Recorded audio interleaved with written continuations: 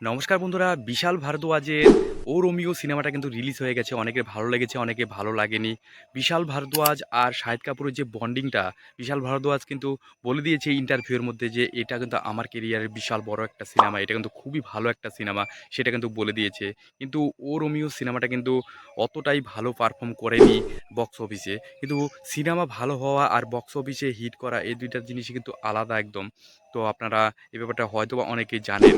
Cinema hit করেনি কিন্তু সিনেমাটা কিন্তু অনেকের ভালো লাগবে, আবার অনেকের আবার ভালো লাগবে না এরকমটাই। কারণ সবকিছুই যে ভালো লাগবে এরকম কোনো বিষয় নেই। তো বাইরে একটু নয়েজ আসছে কিছু মনে করো না। 'ও রোমিও' সিনেমাটা কিন্তু বিশালভাবে কিন্তু ফ্লপ করে গিয়েছে। খুবই সুন্দর সিনেমা। আমার তো পার্সোনালি লাগেনি। একটু ফ্লপের মতোই মনে হয়েছে। বেশি একঘেয়েপনা চলে এসেছে। বিশাল ভারদ্বাজ কিন্তু খুবই ভালো একটা কাজ করেছে।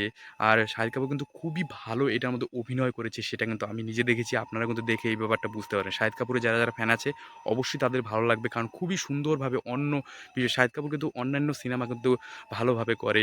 যেমন 'কামিনের' সিনেমায় আগে কিন্তু যে উনি চকলেট বয় ছিল। তারপরে কিন্তু 'কামিনের' সিনেমায় কিন্তু অন্যরকম করেছিল। তারপরে কিন্তু আরও অন্যান্য কিছু কিন্তু ট্রাই করে 'ও রোমিও' সিনেমাটা কিন্তু অতটাই ভালো হয়নি। তো আপনাদের কেমন লেগেছে অবশ্যই কমেন্ট সেকশনে লিখতে ভুলবেন না। আমি তো দেখলাম আমার খুব ভালো লাগেনি।